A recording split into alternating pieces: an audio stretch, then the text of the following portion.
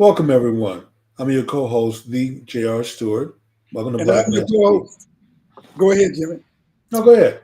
And I'm your co-host, D. Tommy D. Duncan the third, otherwise known as TD3 Jimmy. It is Wednesday night, December the 27th, the last Wednesday of the year. So it's definitely Black Men Speak. So let's give a big shout out to Liquid for providing our theme music, to Forest Films in our own studio for providing a virtual studio for us. And Tom, with that out of the way, it looked like we have a jam packed show tonight, man. I'm just looking at the birthday list here. They've been kind of thin for a couple of shows, and then also we get an explosion. What's going on? Is it just more babies being born at the end I of the guess month? I don't know. It must have been a lot of babies just born in And the I very guess last I month. guess when it gets cold, you got to have a snuggle bunny, and that snuggling up leads to an explosion of babies. Yeah, Jimmy, but I think, if we count backwards 9 months from December, that puts in March. And I don't know, I would have thought there would have been a lot more babies in Oh, November that's because true. I guess you're right. I didn't factor that in. yeah, exactly. So, with that being said, Jimmy, we're definitely going to get to our birthday babies. But before then, let's acknowledge a couple of folks who have transitioned into the realm of the ancestors.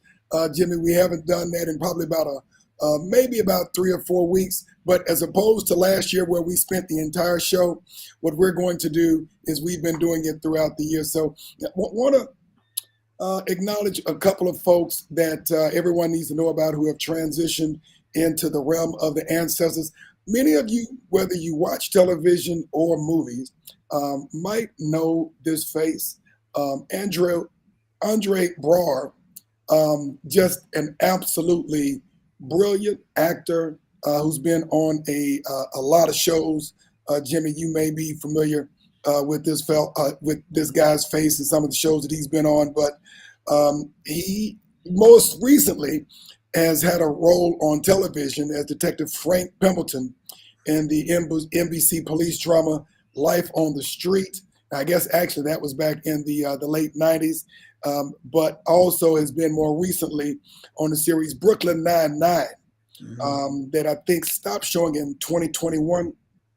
But he's won two Primetime Emmy Awards and was nominated for two Golden Globe Awards throughout his career, and has just had a plethora of different great roles throughout the years.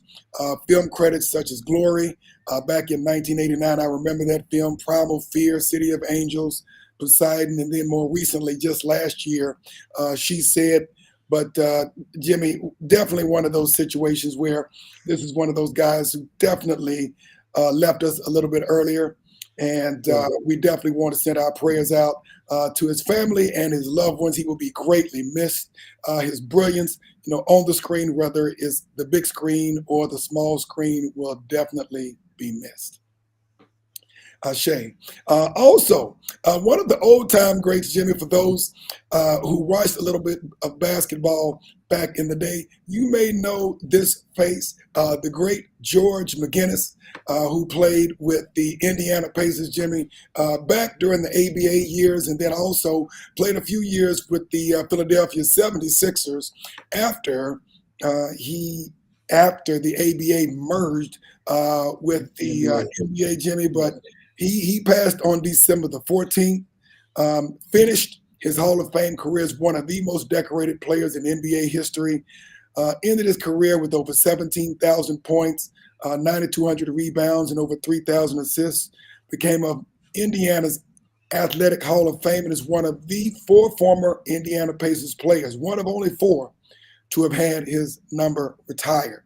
I think he actually won three all ABA All Star teams and was elected to three NBA All Star teams, Jimmy. So, for those of you who've been watching NBA for a while and may know a little bit about the historionics, Jimmy, he will be sorely missed. Our prayers to the McGinnis family, loved ones, and of course, the NBA nation.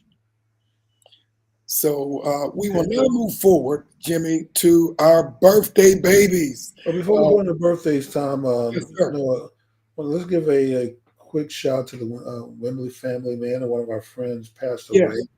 and so we certainly want to let our family know that we're with them and sharing in the grief of her loss. Absolutely, absolutely. There's not really enough that you can say about Miss McPherson, Regina McPherson. We've known her both personally for over a couple of decades, Jimmy, and unfortunately, Oh, this I did came. say the Wembley fan. I was thinking about our friend in Florida. I'm sorry, that's my mistake. You're right, the McPherson family. Yeah, the McPherson family.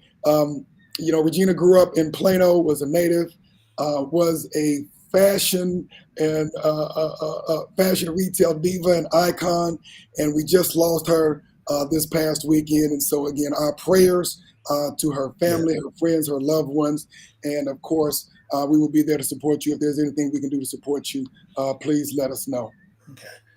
So All let's right. go to the birthdays. All right, we have got a Yeah. lot of birthdays this week. We were a little bit slight on the birthdays last week, Jimmy, but we are making up, probably doubling for this week.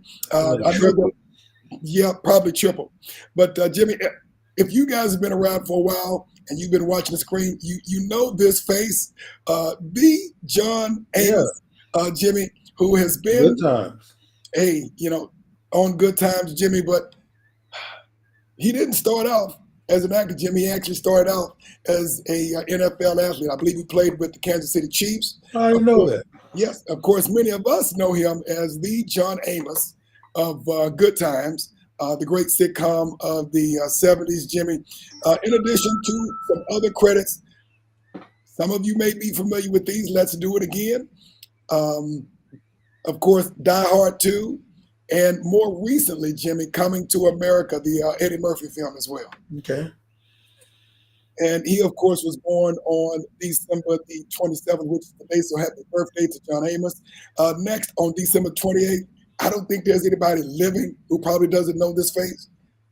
Oh, The, Denzel, yes. the all-time greats on the silver screen, Mr. Denzel Washington. If you don't know Denzel, of course, you haven't been breathing. But Jimmy, if you look at his film credits, I mean, it's just a list He of, has a huge body of work, Tom, but I'm going to tell you, I mean, most of his roles, he plays a good guy. He has a great smile. But yes, that Training Day role, man, wow, he was so convincing, Tom, as a bad guy, bad cop. And to me, that was a performance of all performances. Jimmy, you're right. But there were other roles that I probably enjoyed just as much, if not more, Jimmy. I mean, if you think of the old move Glory, Yes, back in Laura. the day, you think of probably one of his more quintessential roles, X. The movie that was made about Malcolm X and his life Yeah. and his legacy. You think of the movie Flight or Fences, or even more recently, The Equalizer. I believe that the I think Well, Equalizer 3 was a recommendation about a month ago from the show, but all three of them are worth watching. I mean, absolutely. So again, his birthday is coming up tomorrow on December the 28th. So early happy birthday to you. Another actor of the silver screen. His face might be familiar to some of you, Mekhi Phifer. yeah. He has played in a lot of great roles as well, Jimmy, and he has a birthday coming up on the 29th. He's been in We haven't so seen him since eight Miles. He's done anything recent since then? he was in the Divergent series, which I've not seen all of those films, but he was in the Divergent series Okay. this Christmas, which was a few years back. Back in the day, for those of you who saw Soul Food or Shaft, he was in both of those great films as well. Okay. All right. And next, Jimmy, we've got three on the same day. I couldn't just pick one. I had to go ahead and list all of them. The GOAT of golf, Tiger Woods, as some would call him. Tiger Woods, his birthday is today, considered the man, the myth, and the legend of golf. Jimmy, this is one of my favorites. Back in the day, I had a heavy crush on Cheryl Lee Ralph when I was a young kid. She was one of the most beautiful women I thought ever on the silver screen. Happy birthday to her. Also on December the 30th. We've also got what some consider to be another GOAT on December the 30th, which is the LeBron James, the king, as well. Well, in case of Tiger, the fruit or the apple doesn't fall far from the tree because his son is looks like it's going to be following in his daddy's footsteps. So Yeah, and I guess he has one of the probably the greatest teachers and or mentors of all time. All right, next, Jimmy, coming up on December the 31st, right at the cusp of the new year. We have another great, Miss Gabby Douglas, award-winning gymnast and medalist in the Yeah. Olympics. Very beautiful, very talented young lady as well. Her birthday is coming up on December the 31st. We have another great actor, Morris Chestnut, whose birthday is on Morris. January the 1st. Yeah, Jimmy, he's been in a lot of great films as well, starting way back. Boys in the Hood, Hmm. Inkwell, The Best Man, Brothers. He was actually more recently in a couple of TV series, including Rosewood and All American. So he has been around for a long time. Jimmy has been in a lot of great films and more recently TV series as well. So definitely an early happy birthday to him. And then finally, another great of the silver screen, born on December the 2nd, Cuba Gooding Jr. Also been in a lot of great films. Matter of fact, interestingly enough, he was in Boys in the Hood with Yeah, he Morris was. Chestnut. Also in A Few Good Men, Tuskegee Airmen, Jerry Maguire, if you remember that, American Gangsters, and Red Tails more recently. So also been in a lot of excellent films. So those are our birthday babies for this week. So if you do have a birthday coming up, happy birthday to you. We wish you a fantastic birthday and, of course, a transition into the new year. And with that being said, Jimmy, wanted to take out a couple of minutes to kind of talk about family and what goes along with, a lot of the gift giving and the family get-togethers.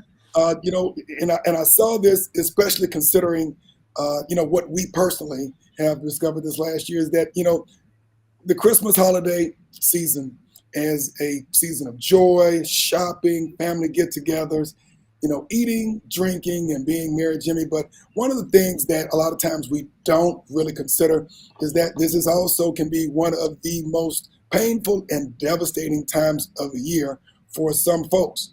There have been a lot of studies, Jimmy. I know you've probably seen some of them yourself that say that, between December and 25th and January the 1st, there are more reported heart attacks True. between the 25th and January the 1st than any other time of the year, which some people might find to be a bit strange. But when you consider that during this time of the year, people take a break from doing what they typically do in terms of working out, being active. Of course, this time of the year, you probably do a little bit more overeating and more over drinking than any other time of the year. And if you are not monitoring yourself, Jimmy, things can definitely happen. In addition to that, this can be an extremely stressful time of the year because, of course, of the Christmas shopping, all of the activity on the streets, on the highways, families getting together, which is a wonderful thing, but also it can be pretty stressful. And so as a result, it can sometimes lead to a lot of anxiety. Well, And Tom, I had a friend who family stopped getting together for Thanksgiving and Christmas mhm, because every year somebody would die on one of those 2 days from their family. And wow, so they took years off, and then they decided to get back together. And I figured it was silly not to get together. So then that particular year, in fact, it was 1980, no, 1994 was the year they decided to get back together and for Thanksgiving. And at the dinner table, the great aunt died. wow. So I don't know if people are sometimes just unlucky that way, Tom, but yeah, it's always a tragic when people die during the holidays.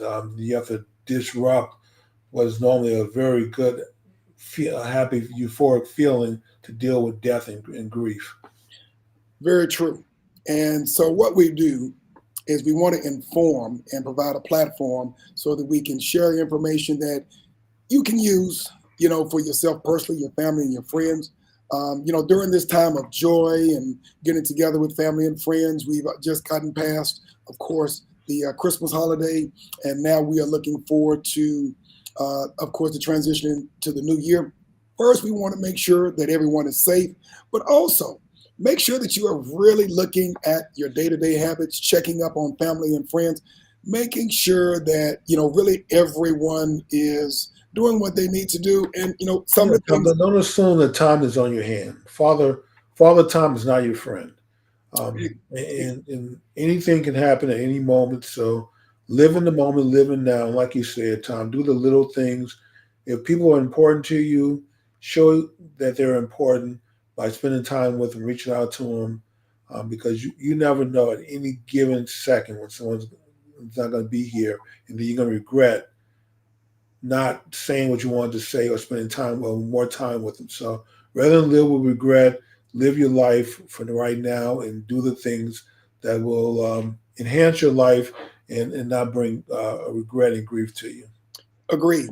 So the American Heart Association assists a couple of tips during Okay. this season. One is to celebrate in moderation. Nothing wrong with eating the turkey and dressing and all the things that you're going to be doing maybe on Christmas or whatever your traditional food selection is, but to do it in moderation as opposed to eating, 3 or 4 plates of food. Do it in moderation. Eat in smaller increments, and of course, to watch out for yourself and or family or loved ones who may be drinking excessively. Of course, if nothing else, making sure that if you are a little bit inebriated, had a little bit too much to drink, please do not get out and drive. Number two, plan for peace and reduce stress. We understand that with travel plans and things of that nature, it can be a little bit stressful. Slow down, relax. Make sure that you take the time to do things slowly, and making sure that you, your family, and your friends are not becoming over anxious and or over stressed about the family planning. Keep moving, which means that you should be exercising during this time of the year too, even if it's nothing more than maybe taking a walk and or doing something with some moderate exercise. The American Heart Association recommends at least 2.5 hours a week of some type of physical activity, whether it's a brisk walk, jogging, or anything of that nature. And then, of course, stick to your meds. If there's something that your physician has you on, don't take a break during the holiday, especially given the inordinate amount of stress and activity that you have going on during this time of the year. Just be very careful. Try to maintain moderation in terms of what you're doing. And the key is reducing the stress. And again, we mentioned a little bit earlier, between December the 25th, January the 1st, more heart attacks than any other time of the year. These are the things that you have to look for in terms of symptoms of a heart attack. Of Mm. course, pain in the chest, which most people think of, pain in the chest, arms, neck, or jaw, shortness of breath, heartburn, or indigestion. You may think that you just ate a little bit too much, but it could be a little bit more than that. That's for men. For women, because we do have different symptoms, dizziness, uncomfortable pain between the shoulder blades, shortness of breath, indigestion, and unexplained fatigue. These are the things you need to look for. And of course, if you see something that just feels uneasy, make sure that you slow down. If you have to, make sure that you dial 911, call your doctor, and make sure that you are in good shape, because we want to make sure that everybody whose lovely faces we are seeing right now, Jimmy, we can see at the Yeah, beginning. be safe. Don't be sorry. Now, Absolutely. I can go with all those suggestions, man. But I'm going to tell you, during the holidays, that sweet potato pie is my weakness. I Yeah. understand. Well, mine is pecan Huh? pie. Mine is pecan pie. Oh, okay, okay. Yeah, that sweet potato pie gets me, man. It's hard to say no to if it's a good sweet potato pie. So, all good advice, Tom. So, I hope the viewing audience take heed to what you've shared with them. All right. Now, on a more up-tempo note, Jimmy, let's get to a few minutes worth of sports, and then we're going to Okay. get to some stories. We're going to call a wrap. Jimmy, of course, this is one of my favorite times of the year because you got football and basketball going on, Jimmy, but we're going to talk a little bit about football.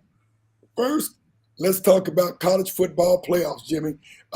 This upcoming weekend, by the time that we show up next Wednesday, we will know who is going to the college football national championship. But this is what the bracket looks like right now. We're going to have number 1 Michigan versus number 4 Alabama, number 2 Washington versus number 3 Texas. What are your thoughts on these matchups, Jimmy? This is going to be, you know what, the first, I think the first or the second week of the season when Texas and Alabama played and Texas won. I think that was a matchup right there. We just didn't realize it. Because I think Alabama was ranked number 2 and Texas may have been number 8th or 10th. At the time. And yeah, so, but who knew? I think it's going to be the weekend of the upsets, Tom. I think Alabama and Texas are going to advance, and they're going to have a rematch. And I think Saban ends up winning his 7th national championship. That's going to be interesting, Jimmy. You know, Alabama is a different team than the one that lost to Texas. Michigan has got one heck of a defense, Jimmy. But you know what? You cannot count out Alabama. And if we look at the number 1 Michigan and the number 4 Alabama. You know what? That was a perfect time for Texas to get some revenge. And unfortunately, A&M didn't do the same. Because they're a young team with a lot of freshmen that they have to rely on. Next year, they're just going to be even stronger. So this was their weak year to knock them off. And somehow they made it back into the national championship. And you're right, they just got better as the season went on, especially from their quarterback. That we went from very shaky to a guy that's just formidable now. So playing with a lot of confidence. I'm going with Alabama too. When it comes to what? Tom. I've seen Michigan and Alabama play, but man, Alabama beating Georgia in the conference championship, they are a different beast than what we saw earlier in the year. And Michigan is a great team. I'm just going to call it Saban over Harbaugh because I believe ultimately that Saban is probably going to figure out how to out-scheme Harbaugh at the end. Both of them have great. Yeah, Tom. Michigan and Washington, great teams. I just don't know if they play the type of competition you get in the SEC year in and year out. Well, I'm going with Alabama with you. When it comes to Washington and Texas, Jimmy, I've seen both teams play, but not full games. And you know what? You cannot count out Michael Penix Jr. When it comes, who I thought should have won the Heisman Trophy, but Washington has figured out how to win in a lot of different types of ways. Both Washington in the Pac-12 and Texas in the Big 12 this year, they don't play SEC-type teams. No, they don't. I believe that Washington has figured out how to win more ways than Texas have, and I'm going to give Washington the nod on this one. I'm going to call it Alabama and Washington in the national championship. All right. Those are our picks. You think you're going with Texas and Alabama. And if it is Texas and Alabama, I think it's going to be a blowout for Alabama. But I'm going to call it Alabama and Washington. Okay. You can't go wrong with none of those picks, Tom. They're all 4 great teams. So I think the selection committee got it right. Yeah, I believe so. But, either way, congratulations to all 4 fan bases. Yes. I think they have great teams with great players on them. I am so much looking forward, Jimmy, to next year when they have 12 teams in the playoffs and we truly know who the best team is going to be. Yes, me too. That is true. Absolutely. Long overdue. All right. Next, Jimmy, we're going to get to the NFL. And you know what? We got one short story. I have no dog in this hunt, but all I have to say is congratulations to the Detroit Lions Nation for winning their first division championship in 3 decades. It's been 30 years. Well, unfortunately, Tom, for them, they're coming to Dallas this weekend and they're going to lose. So Are you kidding me? We have to break this streak. 2, I'm pretty sure the Cowboys are sick of folks patting them on the back when they win, talking about them like a dog when they lose. So they have a chip on their shoulder and something to prove. And even though it's not going to really affect the standings, because I think they're still the 5th seed, they will probably continue to be the 5th seed, win or lose. Still, this is just for, you have to man up at some point. And I think there are so many analysts and announcers, man, who talk down to them and put them out the pasture that they're going to come out with a chip on their shoulder and they're going to play with a lot more emotions, play a lot more physical because they have something to prove. And the Cowboys deserve every piece of criticism that they get for being inconsistent. Yeah, I'm not saying it's not warranted. It's all warranted. So exactly. But I'm going to say this: the Detroit Lions, historically, even when they have a weak team, have typically given the Cowboys a difficult time. So I would not be surprised if the Lions win, primarily because you know what? Even though the Cowboys are at home and they're doing extremely well at home. Undefeated at home, Tom, 7-0. I know it, Jimmy. But and then Detroit is just celebrating. They may still have some champagne on the breath when they come to Texas, to AT&T Stadium. So this is my problem. The Cowboys have not been winning the big games that they need to win, and they don't particularly need to win this game since they're in. But quite frankly, they did not Well, win. Detroit's in too. What's that? Detroit's in also. That's true, but I think Detroit is playing more for a little bit better position than the Cowboys are. The Cowboys don't seem to want to play when they really need to win. Well, they need to win this one, and betting folks out there, y'all can go ahead and safely go bet on the Cowboys on this one, because I almost nearly, without guaranteeing, the Cowboys are going to win. So All right, it's not a legal recommendation to go out and win, not to go out and bet, but I'm pretty sure the Cowboys are going to win this weekend. all right, we'll find out. You going with the Cowboys? I'm not rooting for them, but I'm going with the Lions. Okay. All right, last bit of sports news. We're going to go to the NBA, Jimmy. Just found out, for those of you who have been tracking this, that it looks like Mark Cuban is going to be selling his majority stake in the Dallas Mavericks. This was surprising news, Jimmy. I mean, he has had this team for quite a while. They've won one ring under his ownership, and unfortunately, he blew up the team after that, and probably, just like Jerry Jones, has gotten in the way of them winning any additional NBA championships. And so, we'll see what happens. I mean, the dust hasn't settled on this, and he hasn't put any ink on it yet. But from my understanding, he's going to be selling his majority stake in the Mavericks, and we'll see what happens. And also, for Coach Jason Kidd as well, if and when this does happen. Okay. So with that being said, we'll keep our ears plugged on that and give everybody updates on this, Jimmy. And we're going to go ahead and move into our news. But before we do that, let's give a few shout outs to some of our folks on the chat line. Miss Audrey K. Booker. Happy holidays to you, Miss Dominique Vinings. Hey, what's going on, girl? There's my cousin, Elisa Patterson. What's up? What's up? What's going on, brother Ed Gray from the commish? Thanks for joining us. Miss Boise Scott out of whatever part of the world she is right now. I know she does a lot of traveling. Oklahoma, Louisiana. I think she bounces back between those two cities. Exactly. Brother Greg Harrington, happy holidays to you, my brother. Miss Celia Reese, how you doing? And thank you for joining us. And the team is going to stay in Dallas.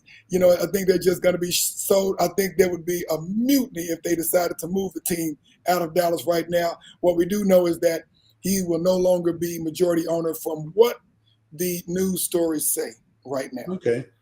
But Tom, let's take this moment. We have a feel-good commercial break.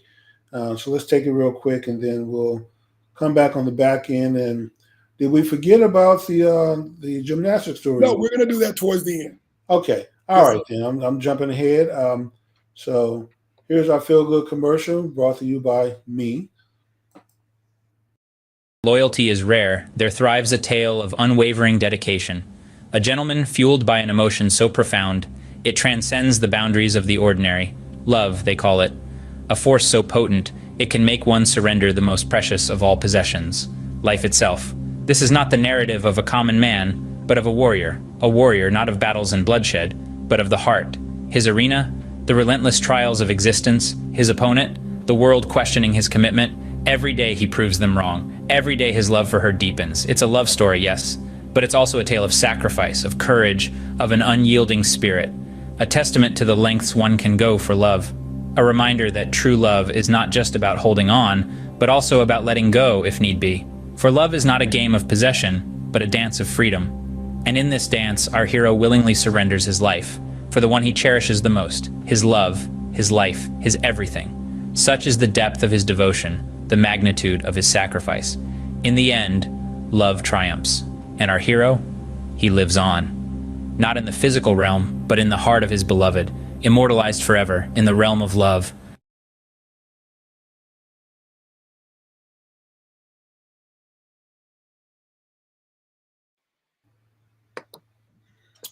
Hope you guys enjoyed it. It's a short film by Forest Films. So we have another one from the studio also that they produced. They would like us to play. So if you like it and you're in need of of any kind of social media video, reach out to Forest Films in our own studio. They'll be glad to assist. All right, Jimmy. Before we go into our next story for the day, we're going to talk a little about a business. That we got to acknowledge our good friend and and brother Uncle Asar Kabelan, Yes. he's also on the chat line as well, was with us last week, had an awesome show. We're going to have him back to talk more Pan-Africanism. So it's going to be on and popping in the new year, Jimmy. But let's talk a little bit of business, Jimmy. I found a very interesting article. A brother who's been around for a long time, Byron Allen. For those of you who may not be aware of it, he owns a pretty decent-sized media company called the Allen Media Group that has recently made some waves. He has expanded his board of directors. I think originally there were 3 folks on his board, including himself, his mother, and an operations person. Has expanded that to 9 and is now bidding on purchasing Black entertainment television. I think they're bidding at about $3.5 million. Jimmy, have you been looking at this at all? 3.4. You mean billion, right? Yeah, $3.5 billion. Did I say million? I apologize about that. Tom, I didn't realize how the brother has quietly. I mean, I knew he had a couple of television stations. Then he bought the Weather Channel, but then they just kept expanding after that. I wasn't even aware that the brother was really had reached billionaire status, and his company was huge in the entertainment. In fact, I think they were suing Comcast, one of the cable providers, trying to keep them off the channel. And so I wish him luck, Tom. We need to see more Black entrepreneurs taking chance, taking risks, going out there and growing, and showing that we can do more than hair care and barbecue, Tom, or sports and entertainment. That when it comes to real business, that we're just as capable of growing multi-billion-dollar corporations as anyone else. So very proud of the brother, man. So I wish him luck. I believe Sony owns BET now. Is that right? I remember when. You know what, Jimmy? I believe it may have been. It may be Paramount who owns BET. Oh, Paramount bought it. Okay, Paramount, I know Sony owned it at one time, and so you think they sold to Paramount? He's going to buy from. Okay, right. So they have a huge library at BET, and they have started producing new content. And content is king now. Correct. So that I'm pretty sure it's going to be a really good expansion of their library, film library, and everything else, and all the other shows that BET has produced. So let's keep an eye on it and see how it goes. But we definitely wish him luck. Right. And Jimmy, for those who are not aware, Allen's Media Group already owns over, I believe, 27, close to 30 broadcast television stations in 21 U.S. markets and 12 cable networks, serving over 300 million customers throughout the country. In addition to what you mentioned, the Weather Channel, Pets.tv, Comedy.tv. Jimmy, with all the time that it's been and with everything that he's been doing very quietly, we forget that the man was a comedian back in the day. He started off as a comedian, Tom. Exactly. Here's a person. The reason we should pay attention to what he's done is he took the wealth that he was generating, Tom, and expanded it. He wasn't afraid to invest it and grow it. This was so disappointing with so many of our professional athletes, for instance, that get multi-$100 million deals, and then what do they do with it? They just sit on it. They buy bling, cars, property until the money is gone, and then they have nothing to show for it. Whereas Byron Allen took his money and actually went into business with it.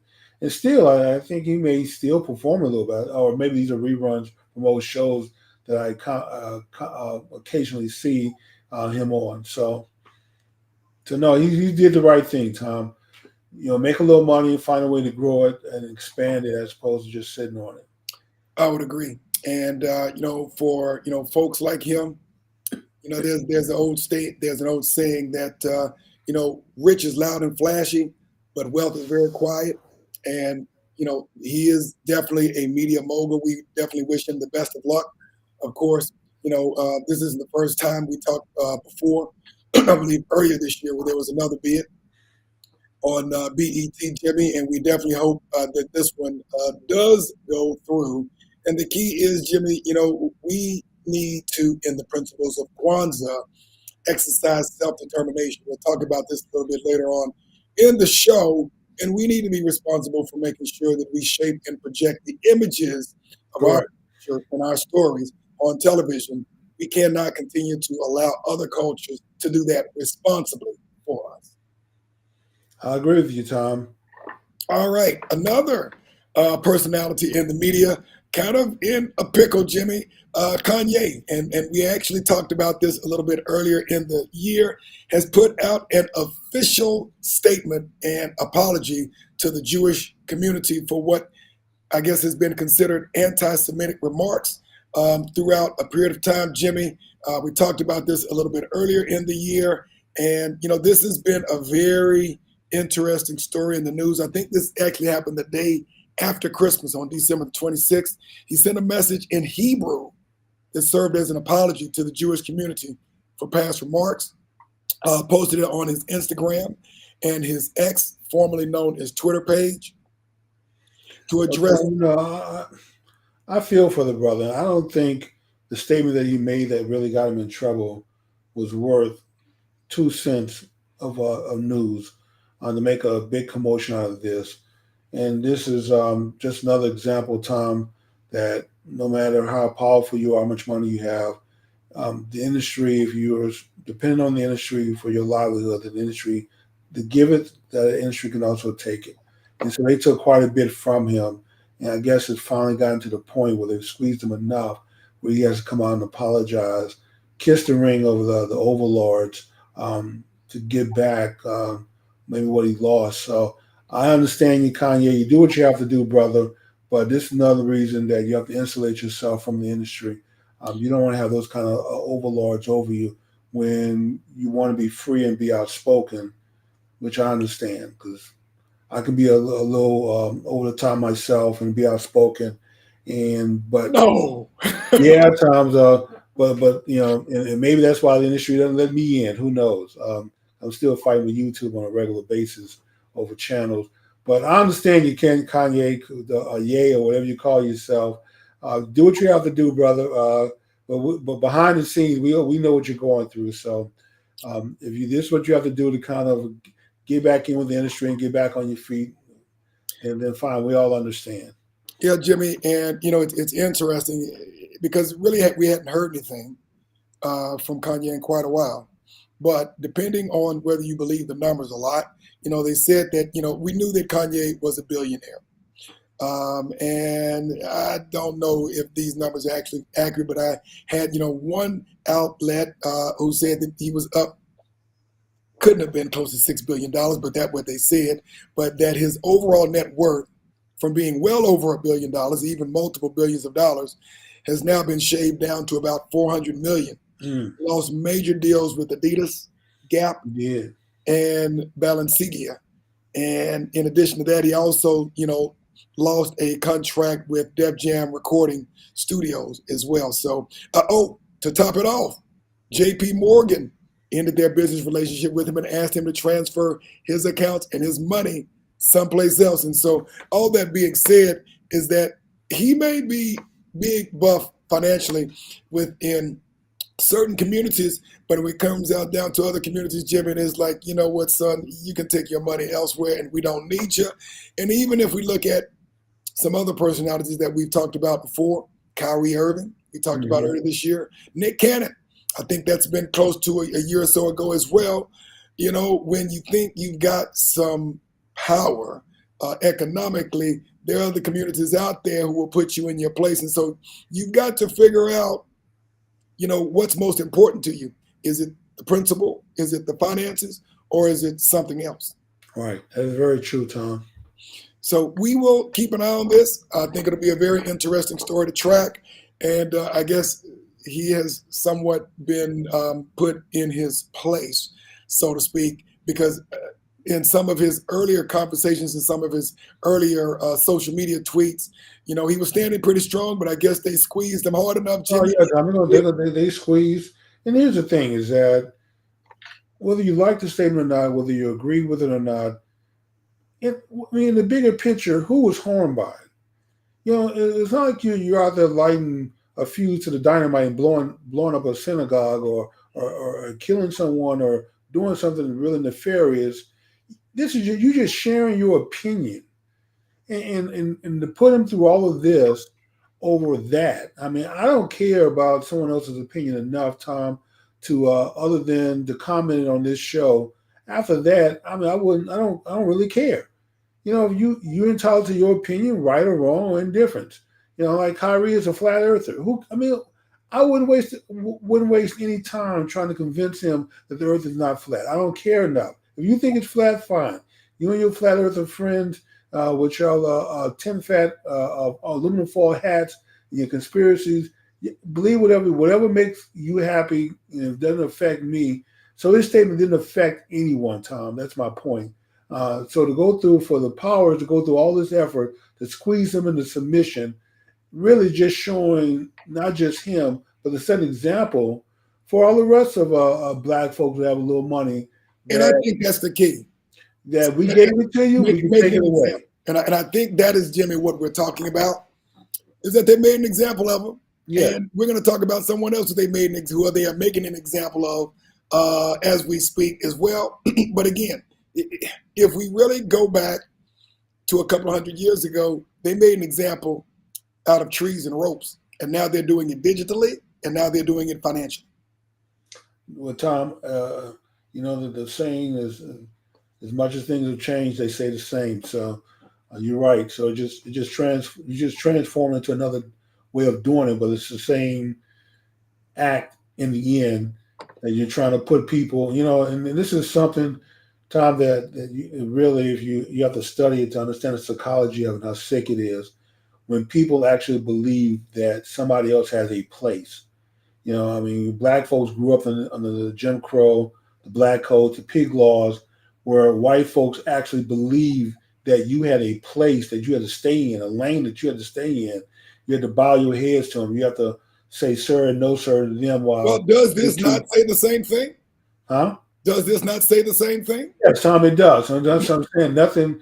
It hasn't changed very much. I mean, we've made a lot of progress as far as race relations, but we've just found different ways to lynch people now and keep them under control. But in the end, it's still about, you know, when one person gets out of place, you have to make an example of them to and then squeeze them until they cry and beg for relief, just to set the example. Now, who's going to be bold enough to step up and say anything that the establishment does not want them to say? When I give you your marching orders, you stick to it, because if you don't, everything that you have, we can eventually take it away from you, because the hand that gave it to you, that fed you, is a hand that can stop feeding you. True. And, you know, we talk about, you know, really it comes right down to power, political power, economic power. And as Malcolm would say, all of that flows down to social power. Well, Tom, we definitely know that wealth is the determinative aspect of this. If you have it, the government will spend 24/7 protecting it for you. And if you don't have it, they spend 24/7 trying to keep you from getting it. So that's a dynamic we live in. The rich get richer and their wealth is protected. The poor gets poorer because the government allows those on top to abuse the system. And it's hard to come through. So that's why Byron Allen story, Tom, is he did it quietly. You don't hear about him in trouble. You don't hear about him in the news for the wrong reasons. And he took whatever he could gain from entertainment, whatever he could have easily stockpiled his money, Tom, bought him a house, and just lived comfortably. You know, but to see what he's done to grow a multi-billion-dollar corporation, starting from probably nothing as a comedian, speaks a lot. And I wish other athletes who come into money would start thinking the same way. You don't have to wait for Adidas and Nike to bring you a shoe deal. Hell, you can make a tennis shoe for $3 over in Indonesia and China, Singapore, and somehow, you know, we don't think to start our own shoe companies or clothing companies. And I get tired of hearing that we don't have the money and that people not loaning it to us when we have black people who are wealthy, come into wealth, and yet don't invest their money to grow the black community, Tom. Create one job with the wealth they have. Very true, Jimmy. And to your point, and getting to another example, we talked about this briefly last week during our last show, but really didn't have a chance to talk about it in detail. But we look at what happened recently with Jonathan Majors, who, interestingly enough, is from the DFW area. I think he was raised in Duncanville, Cedar Hill, moved but really has been a rising star on the movie screen. Of course, recently has run into some trouble in the courts and was recently found guilty December the 18th on 2 of the 4 counts charged against him for misdemeanor assault and harassment in connection with an incident with his ex-girlfriend, Grace Jabari. Well, Tom, all I can say, man, is I wish the brother well, but also this serves as an example of what happens when you don't have the right woman in your life. So as men, we have to be very guarded and protected, Tom. Fortunately, this is something that he can overcome. But just here in the last month, and actually I probably should have found a way to include these stories on Black Men Speak. One brother was released from prison after serving 49 years in prison. And then another brother after 21 years in prison that were released here recently. And Tom, what do they both have in common? Testimony of a woman who put him in prison. So men, be careful. I'm not saying that women are just mean and vindictive, but you got to find a way to manage your relationship with a woman and do it the right way. And this is a shameful plug, Tom, but I do have a coaching service. If brothers out there need help, to go check me out on djrstewart.com, and we can talk about it, or support my YouTube channel outside of this one. So, but these things are important, Tom, and the more success you have in life, the more guarded and careful you have to be. And the selection of picking the right woman can either enhance your career and allow you to grow, or destroy your career if you get hooked up with the wrong one. And there are a lot of bad women out there, Tom, looking to take advantage. And they're looking for a quick score and a quick paycheck. Very true, Jimmy. And especially if you're talking about, someone who makes a lot of money. We're typically talking about entertainers. Sometimes we're talking about politicians. Possibly you may be out there waiting for you. They're just looking for you. Yeah, absolutely, Jimmy. So it is you have to be very careful with what's going on out there. And again, that is why you have to understand your history, because if you don't understand your history, you are almost going to make the same mistakes of those who have made in the past. As my father would always say to me, son, don't make the mistakes I made, make some new ones. There you go. I'm with you on that one. Tom, do we have time for one more? Yeah, we have time. You got another story you want to cover first? I thought all these stories were birthdays. I didn't realize that actually the birthday group was not that many people. I saw these faces in the archive. I was like, okay, there's a lot of birthdays this month. Yes. Well, these are just news stories. Okay. Yes. You have another news story? We do have a couple of them, but we do have time for another clip if you'd like. Let's do another clip to support our sponsors in one of their videos. Sounds good. It's for the way you look at me. Oh, it's for the only one I see. V is very, very extraordinary. E is even more than anyone that you adore can love. Okay. So once again, if you need social media help with digital marketing, and you need a studio to help you produce your content, certainly reach out to Forest Films and our own studio, 2 Black-owned companies. They'll be glad to assist. All right, Jimmy, let's go to some international news. What do we have international, Tom? What's that? What do we have international? We've been tracking this story for several months, of course.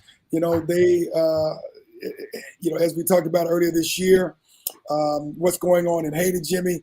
And it looks like most recently, someone else has actually been convicted of the murder of Haitian President Jovenel Moïse in 2021 when he was murdered at his private residence with his wife sleeping right next to him in his bed. But John Joel Joseph is the third of 11 suspects detained and charged in Miami, and who was sentenced to life recently for the plot and the murder of the former Haitian President Jovenel Moïse, Jimmy. And it's an interesting story because between the destabilization of what's going on in Haiti, between the lack of governance, because you have no working legislature, you have no executive branch, you have No police force. you have a police force that has been scattered, but no Scattered, Tom. central military to the country. This is an ongoing saga. But the interesting conversation piece about this, Jimmy, is that if you look at what is going on in Haiti, probably not to this extreme, but very similar things that we look at, in the motherland, where countries are destabilized. You have civil wars. You have a lot of trauma. And, when you have the shiny object sometimes, Jimmy, that people are looking at in the news, there are other things going on behind closed doors, access to mineral resources, access to other things, But Tom, the Western powers could have gotten access to all of that through peaceful means. I mean, Well, really, this is there was no true. reason to stabilize its country. It was a struggling country. It was already struggling. They're already on their knees begging for existence. And then you go and destabilize that. And I don't know how much of the CIA involvement may have come out in these trials, but I certainly believe that part of the effort to destabilize them was carried out. That this whole effort was carried out and sponsored by the CIA. That they have their hands in there somehow. But the question is always why, and I don't disagree with you. I agree. The question is always why, because what we do know is that when we have heads of states in our countries, and when we have heads of states in particular that are looking out for the interests of the people, whether we're talking about in continental Africa, whether we're talking about in Haiti, whether we're talking about in other countries, all of a sudden, the head of state, the president, whomever it is, comes up missing and or dead. We have seen this as a recurring theme over and over again. Of course, we all know the history of Haiti and what happened, how it was the first country to gain its independence from being colonized by a European power, in this case, the French. And of course, they have had to struggle ever since then, literally for their lives. And so when you look at Haiti, that was colonized by the French, and you look at the U.S. role in that, this isn't just coincidental. Well, Tom, on top of that, you can always tell who has a hand in this. The fact that the U.S. courts are involved in trying to do their best to put some of these men in prison. I mean, really, what standings does the U.S. have to try these people? You didn't commit a crime against an American. You didn't commit a crime on American soil. So what gives America the jurisdiction, the right to even arrest someone and try them for this crime? This is a Haitian crime. Good question. But this gives the U.S. a chance to take those pawns off the playing board and put them somewhere where we can make sure that you're solid and you're not telling your story. Or if we need to, you're just disappearing. No one's going to miss you. I mean, these 11 men in the end, who's going to miss any of them if they're gone? Nobody. Correct. But most importantly, Jimmy, to your point, it's controlling the narrative. Oh, yes. So this anytime the U.S. get involved in something, then trust me that it's more than what's on the surface. These are very diabolical people, nefarious people. I don't trust government here. I think we do some good things as a nation, but our government does some very bad things behind the scenes, and this is one of them, Tom. And it wasn't even called for because you could have squeezed that leadership in that country any way you wanted to get what you wanted. Taking out the president and destabilizing the entire country, all the death, all the losses, for what? I'm not sure. Whoever gained from it, whatever little gain you gained was not worth putting that whole country through this. And still, to this day, nobody has stepped up. I know Kenya and some African nations have offered or tried to work it out, but you have no government to do a status agreement with. So you can't necessarily send troops to a country when you have no agreement in place to govern and protect those troops once they get there. So this is just really jacked up for Haiti. I'm not sure how they're going to get out of it, Tom, really. Some warlord there is going to totally take over the country and kill off all the other gangs and declare himself emperor or something, and start stabilizing the country and then work towards a democratic system. Yeah, Jimmy, it is It's unfortunate because the reality of it is the United Nations is, for instance, trying to send Kenyan forces over there, but under the guise of the United Nations trying to help Haiti, really? Yeah, those are United Nations peacekeepers, Tom, never seem to keep the peace. As soon as bullets fly, they run. So they're just as worthless as a dead fly on a Sunday morning, as far as I'm concerned. You need a military force that's going to go in there, that's not going to be afraid of the gangs, um, kill the gang members that you have to, stabilize the country, and return control over to a civilian authority. Stay there for a while for the process to take root. So we need to, whoever does it, they can. I mean, the Hades need about maybe 10 years, maybe even 20 years of support. Hell, maybe even a lifetime. When we still occupy Japan, we still occupy Germany, we still have bases all over Europe, and the war been over And there Africa. since 1945.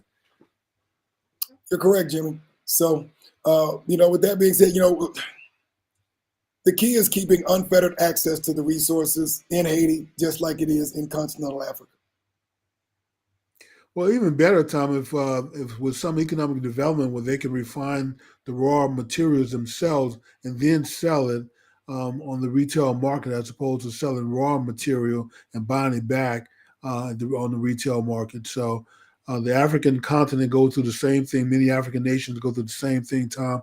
And there's no way in the world, Tom, you're going to convince me or anyone else that this is just a coincidence. It is. It's not by design that Black folks and Black nations around the world catch so many hell. We've seen Latino nations come up in Central and South America, Asian nations come up from poverty. Vietnam, which is a piss poor country back in 60s and 70s, have emerged as the economic power in Asia, Tom, whereas the African nation is still catching hell. Well, Jimmy, fortunately, what we're seeing is that there are certain countries on the African continent that are beginning to take control, or at least attempting to take control by getting access to their own resources, kicking the French out. By kicking the French out. Hopefully that is just a start, Jimmy. But with a couple of minutes left, couple of things, Jimmy, since we're only a couple of days out and we will have passed the new year, for those who do not know, make sure that you take a brief moment as everyone transitions into the new year and you just celebrate New Year. You're also celebrating Emancipation Day, because remember, it was literally January the 1st, 1863, that document called the Emancipation Proclamation went into effect, and our ancestors were officially made free, even though there was still some fighting to do. And so we have another reason to celebrate Emancipation Day.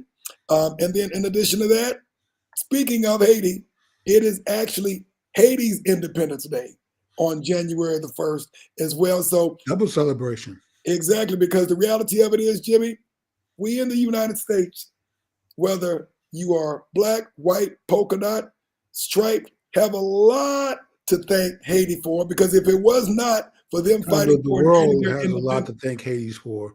Exactly. That was the catalyst that started the freedom movement. I mean, we had societies here in America that, I mean, actually, I would give credit to America as being one of the first nations to actually think about ending slavery. But the catalyst, the kickstart, was Haiti. Exactly. And so, and not just slavery here in America, but slavery around the world, because that started the British, for example, scared them so much they ended slavery in all their colonies by spending their treasury to buy back the freedom in all of their colonies around the world to end slavery. So we have a great deal to thank Haiti for in that effort, Tom, and the hell they're catching as a result of that. We all need to chip in and do more to show our appreciation to help that country out for what they've done. And for other folks who might not think that's enough, there is something, if you do your reading of the history books, called the Louisiana Purchase. That is a direct result of the Haitian Revolution. Yes, because the French are almost bankrupt and need the money. So, yeah, Tom, a lot of strings that if you start pulling will unravel so much truth around that effort, man. So, and sometimes, Tom, you have to do horrible things in order to earn your freedom, and this is one of those stories. but your freedom is yours, and you have to do whatever you have to do to keep it. Because if you don't, you may find yourself enslaved again, squeezed by the powers to force you and to be pliable to do whatever they want, to bend to their will. And when you get tired of being squeezed that way, Tom, people say, "Hey, I've had enough. I'm willing to stand up and fight and die, even if I have to go up against the most professional army in the world to maintain my freedom." So, for those who are out there who want to be free, continue to fight for it. All right, Jimmy. And then last, we'll take out a minute or two to again advocate everyone, because this is the second day of Kwanzaa, which we talked about last year, Jimmy. But, we started out December the 26th yesterday, Yes. of course, with Umoja, which is unity. Today is the second day of Kwanzaa, Kujichagulia, which is self-determination. Tomorrow, we have Ujima, collective work and responsibility. Ujama, cooperative economics. Kaumba, creativity. Nia, purpose. Imani, of course, faith. I'm sorry.